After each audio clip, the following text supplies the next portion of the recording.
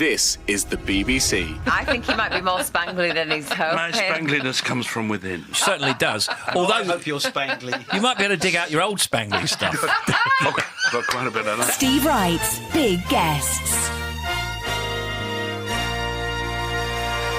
Carrie Underwood is with us today. Oh my goodness. And it is actually a trip back because you've been on a couple of times before. First of all, how are you? I'm great, thank you. And the weather's okay for you here in Great Britain? It's beautiful. Yeah. It's gorgeous. Well, we were I'm worried taking about that. credit. I'm saying we brought it with us. Oh, you might have, yeah. Because it's been gorgeous ever since we got here. Well, I mean, did you ever go to Glastonbury when it was raining?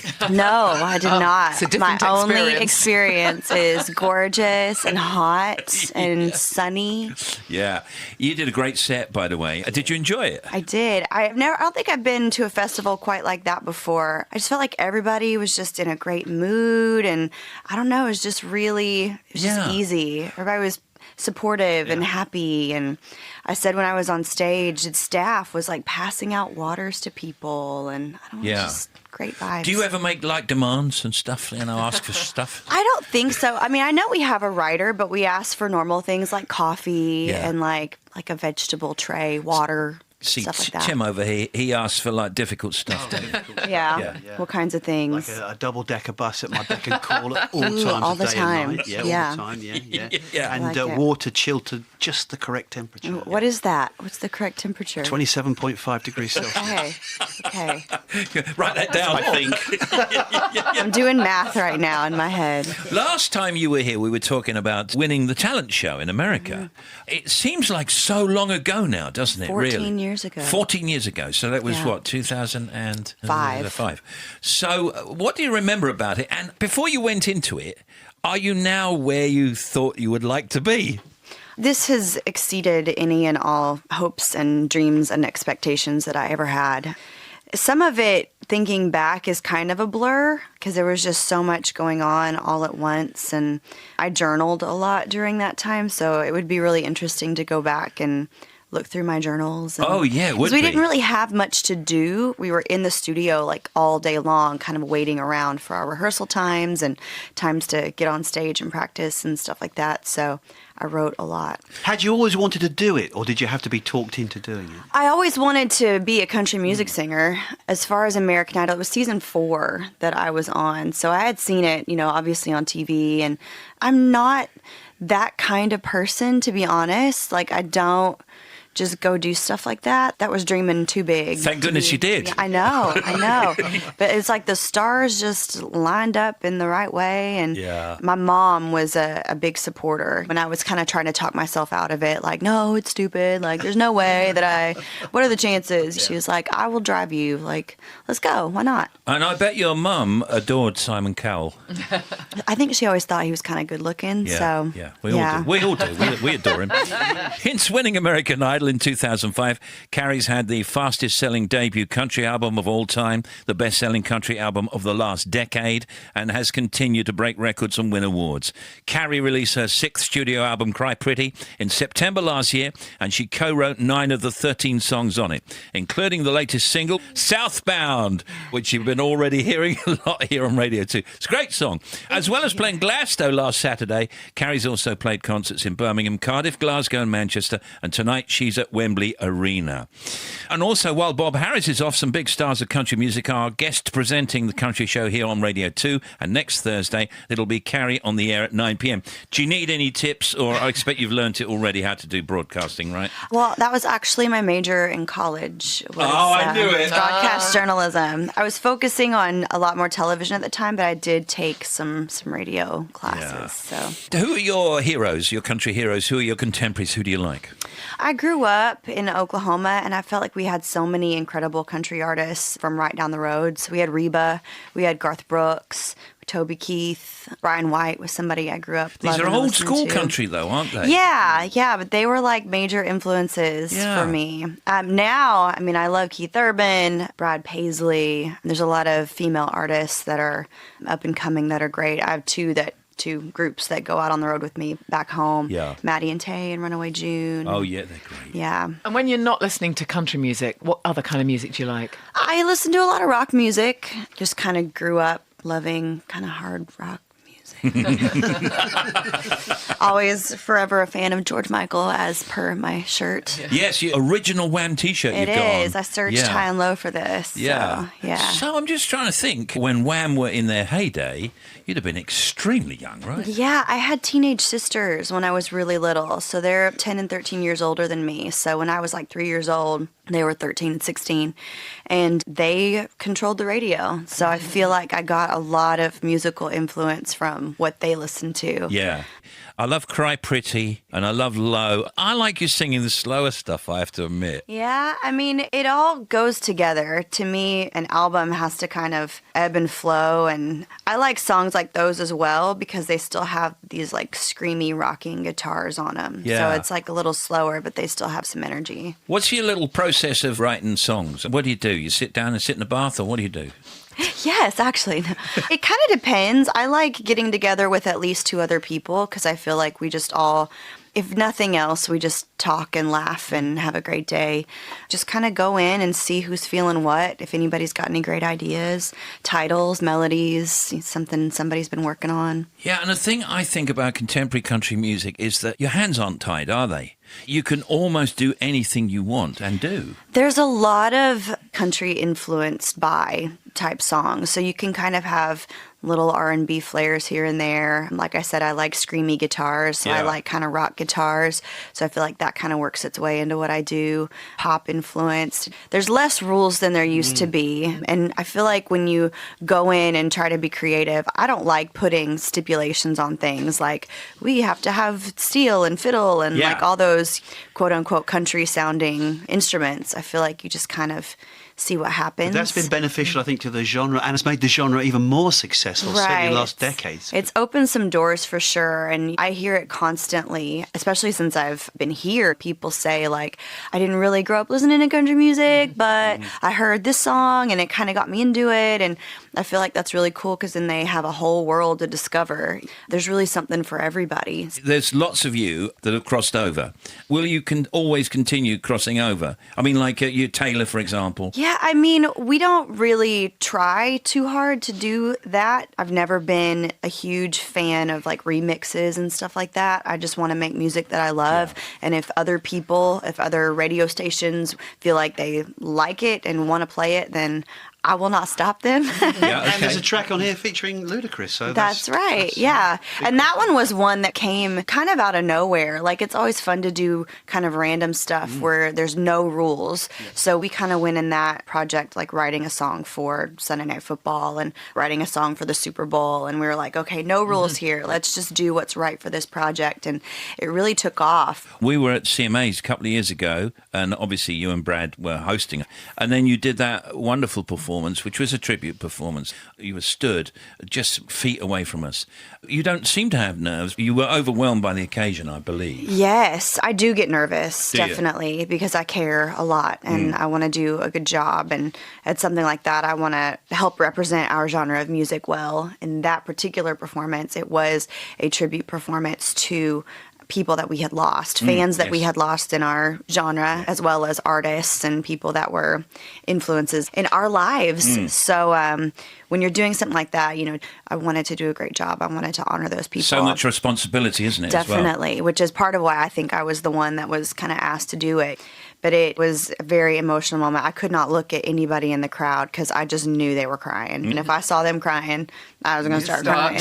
But it was a beautiful moment for sure. Carrie Underwood's album Cry Pretty, which includes her latest single Southbound, which you can hear coming up under our voice now.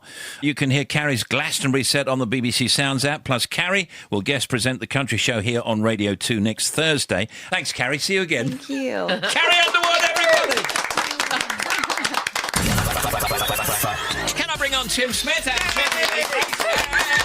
Let's have a look and see what Tim's got. One average biscuit will give you enough energy to walk approximately, and this will differ from person to person, but approximately 150 feet. The human body contains enough fat to make 7 bars of soap. Here's Janie. The Mona Lisa was stolen from the Louvre in 1911, and that drew more visitors to see the empty space than the actual painting had been doing. Really? When was the last time you saw her? Oh, that's a good question. 2005, I think. Oh, Oh, I saw her just about 18 months ago, something like that. It's quite hard to get near it because there's always so many tourists, of course, depending on what time you go. And, of course, it's all kind of barriered off. No, I think they're starting to move that rope now, in front of her. It's slightly easier to get to her. It is, but it still depends how many tourists there are and how tall they are. So if you're at the back of a whole crowd and you're not very tall, it can be tricky. When they do the explaining thing, you're in the Louvre and you've got that little machine and you press it. I always have it in French. Très bien, monsieur. Très bien. Merci. Market research has shown that the colour light purple in a shop or a restaurant or a bar, etc., will make customers feel like spending just that little bit extra money. The biggest participant sport in the world, Janie, is... Football? No. Oh, I just have football, not rugby. No, it's something like hockey, isn't it? Because men and women play that together. Fishing. Factoids. Matthew Kelly and Kimberly Walsh are with us today. Oh, my goodness. I've seen you two forever and a day. It's a question of where to start with our next guest here. Do we mention the long and successful careers that Kimberly Walsh and Matthew Kelly have had already? Or the fact that later this year they'll star in a musical based on a much-loved 80s film? Let's go with the film thing, shall we? I think so. Yeah. Well, then, tonight, Matthew. Oh, yeah. I've got it out the way. From September 9th through to November 2nd, Matthew and Kimberly will be starring in Big the Musical at the Dominion Theatre in London. It's, of course, about a 12-year-old boy who wishes he was big, only to find himself trapped in the body of a grown-up. Now, you play, don't you, Matthew, the boss guy, right? He's George, is he? George Macmillan is the owner of the toy shop. toy shop, Yeah. It's a great part, and he gets to do the iconic dance on the giant piano. Of course, yeah. I play Susan Lawrence. You're my boss, aren't you? I am your But boss. I don't get to be in that scene. I'd rather you did it for me because, to be honest with you, when you're pushing 17, you've got a dicky hip. It looks like a lot of energy, I'll be honest. Exactly. It's like a lot of effort. Oh, I'm in the gym 3 times a week. Are you really? Oh, yeah, and I'm having a trainer. Oh, yeah. I love it. Oh, yeah. Maybe I should be taking a leaf out of your book. Are your knees all right, Matthew? My knees are all right at the minute. My feet are terrible, which is why I never do Strictly. Have you done Strictly? I've done Strictly. You should do Strictly. Never in a million years. I couldn't do it. Just By the end couldn't of the do it. run, I'll have persuaded him to do Strictly. Yeah. Remind us where you came in Strictly. I came runner-up to Lewis wow. Smith, the gymnast. Yes, yeah. you did. It was but so Jay- brilliant, though. Jay was the winner. Jay was the winner, Jay's yeah. the He was winner. He's in obviously your show as well, our isn't he? other And he co-star. is the star of our show. He is. He plays the boy made big. Tom He's Hanks' the- role, yeah. The loveliest man in the entire world. So isn't he? lovely. He really is. Yeah. OK, this is Jay McGuinness, of course, fresh from appearing in the Rip It Up, the 60s show. Came in in to talk London. about that. Yeah, he Fab, did. yeah, Yeah, really good. And you're, as you say, Kimberly, Susan Lawrence. Let's imagine nobody's seen the movie and we don't know anything about the Tom Hanks thing and all the rest of it. Just set the whole thing up for us. All right, Josh is a typical kid. He's got his best mate, and they go to a fair. They're having the same troubles that all kids have, and Josh wants to be a grown-up, and he wishes he was a grown-up, and he finds this thing called Zoltar, Yes. which will tell your fortune, and he puts Grand his money in, wishes. and he wishes to be grown-up, and he becomes grown-up, and it's all the troubles that happen after that, and all the things that he learns. Yeah. And he gets a job in a toy shop. He just absolutely takes off. But obviously, there's certain things that mentally he can't do. Yeah. And eventually, I don't think it's spoiling it by saying he has to No. go back. Yeah. And what about the songs? The songs are fantastic, aren't they? I love the score. I'm excited to start rehearsing. It's never been in the West End here before. So it Amazing, is a actually, isn't it? debut. You think yeah. Great. It's brilliant. It tried out in Plymouth, and then it went to Dublin. And I've seen it got a standing ovation every night. You two have had other careers. Girls Aloud, of course. Yes. Yeah. I thought you were fantastic. Oh, I did. When you look back on those days, what do you think? Do you think, oh my goodness, I couldn't go through that again, or I could go through that again, or I occasionally might go through that again? It feels a bit like another world. I do think, was that like a parallel universe now when I'm like running around soft plays with my kids? I'm like, did I actually do all of that? But I've got only amazing memories from that time. Yeah. And I just kind of pocket them and leave them there. And now I enjoy doing different things like this. And what about you, Matthew? I mean, my goodness, your game show era. Yes. I mean, what do you make of that? That was a similar time ago. Oh, it was fantastic. I had a brilliant time. Yeah. Because every single game show that I did had no prize. It had no money involved. It had no trophy. They were lucky if they got a bunch of flowers.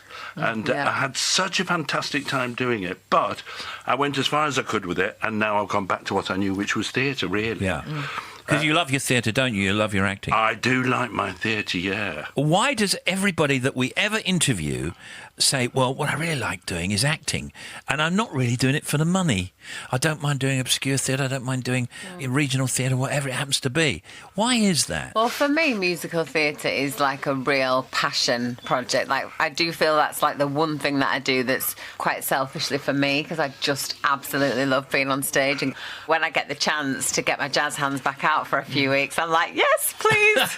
It's perfect, isn't it? In the run up to Christmas. Just wonderful. And also my oldest son, he turns 5 in September, and he'll actually be allowed to come and watch. I love it. I don't know how I feel about that, but it'll be bizarre. The thing is, it's got everything going for it, hasn't it? It's got memorability just because many people have seen the film, and it's got you guys in it, and it's got music. I mean, it couldn't be more perfect, really. I loved the film, so I was going to say, if I wasn't in it, I'd be watching it. It's such a great film. It's a classic. Yes, I watched it again the other day. I'm seeing you two gossiping every day. That's what I'm seeing. You know what? I'm a bit worried we're not going to get as much work done as we That's should. what I'm seeing now. We do like to discuss everything for a long time over a cup of tea, but we will what get kind there. of costumes have you got? Is it set kind of now, or I think it will be set now. Present day, yeah. I think it'll be a little bit 80s. so you don't really know whether you're spangly or not? I think he might be more spangly than he's hoping. My spangliness comes from within. It certainly does. Although I Although hope you're spangly. you might be able to dig out your old spangly stuff.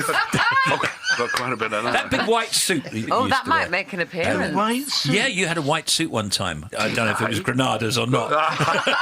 Those were the days when we worked nights. Yeah. You can see Matthew Kelly and Kimberly Walsh in Big the Musical. It's at the Dominion Theatre in London from the 9th of September through until November 2nd. It was Matthew Kelly and Kimberly Walsh, everybody. Thank you very much, guys. Thank you. All right. Yeah. Listen to more podcasts from Radio 2 by downloading the BBC Sounds app.